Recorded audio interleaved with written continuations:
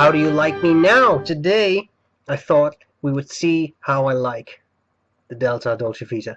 The Dolcevita has come in a bunch of sizes, undersize, medium, and this is the oversize, the biggest one in the series. This is a relatively expensive pen. This was a Christmas gift to myself at some point, and I've had this pen for quite a while. So I thought this was going to be a good moment to talk about how I like it now. And I think this pen stands out for a couple of reasons. First of all, it has this really attractive celluloid, which I really think is pretty. And of course, I have done a review of this pen. You can find the direct link on my website. It has a very nice clip. All I'm trying to say is I'm not going to show you every single detail here. Check out the full review for all of that. But you have that clip, and then you have a nice 14K nib.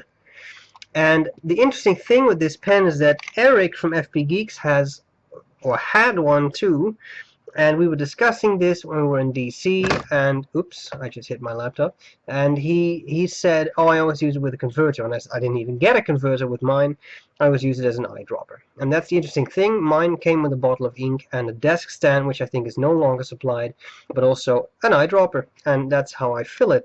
And it holds a lot of ink. I think it's something along the lines of 5 to 6 milliliters, which is a lot of ink, but it's a very girthy barrel. I happen to have my trusty calipers here. Now the barrel diameter is 0.62 of an inch or 15.7 millimeters. That's really quite a lot. And I think that is one of the things that makes this pen stand out. It's not so much the length, because I definitely have longer pens, but it's the girth. This pen is so thick that when I hold the section, my fingers don't even all touch. And I think that's also the downside to this pen. This is a pen that I love using for writing a couple of sentences or maybe a paragraph, but to write a full letter, I really feel that my fingers cramp up. And it's not like I lack hand size, it's just a really thick one. Now, having said all of that, I do think it's a wonderful pen. It's a very nice, smooth writer. It has a fairly expressive nib. It's not even semi-flex. It's not superb in its line variation, but it's nice and smooth.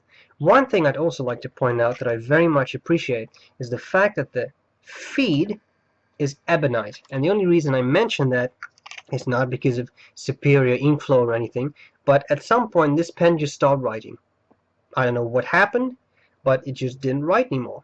And I had to fiddle around a bit with the nib, but I also heat set the feed. And that is something that is a bit harder to do with plastic, because plastic under heat will melt or warp, and ebonite is something you can heat set yourself, which is very, very useful. So in all, this is a very fascinating pen. And of course, the big question that has to be answered in this video is, would I buy it again?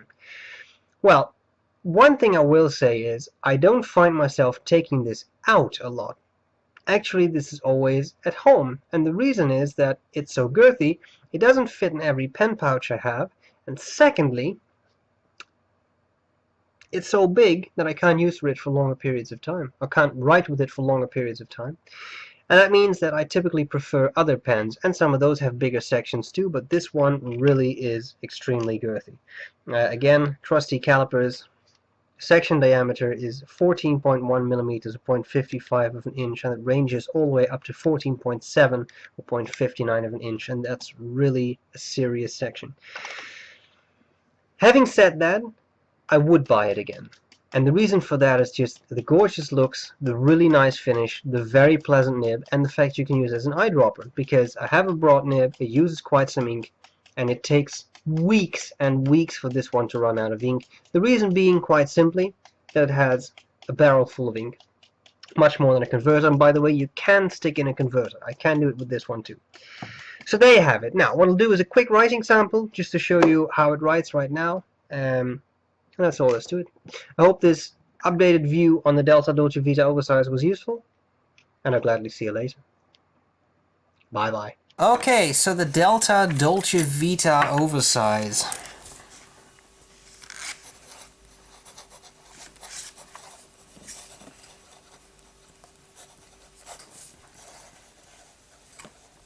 Oversize. That's an S before a Z.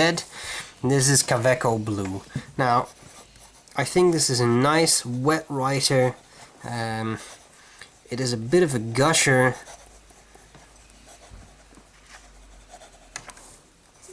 But I enjoy that. This is not an super wet ink, but it's with some inks this pen really gushes like crazy. As you can see here, I'm really using it almost perpendicular to the paper, but you can see the extreme wetness that's being laying down there. I really enjoy that. As to line variation, as I said in the video, there isn't a whole lot. I mean, you can definitely squeeze some out. It is 14 karat gold, and if you're careful you can definitely squeeze a little bit, but it's not a super wide, super wide amount of line variation. Having said that, I think it's a very, very cool pen. You can even use it for upside down writing if you so desire, and I think it's just a lovely writer. Big, thick, oversized, girthy, but a lot of fun to use.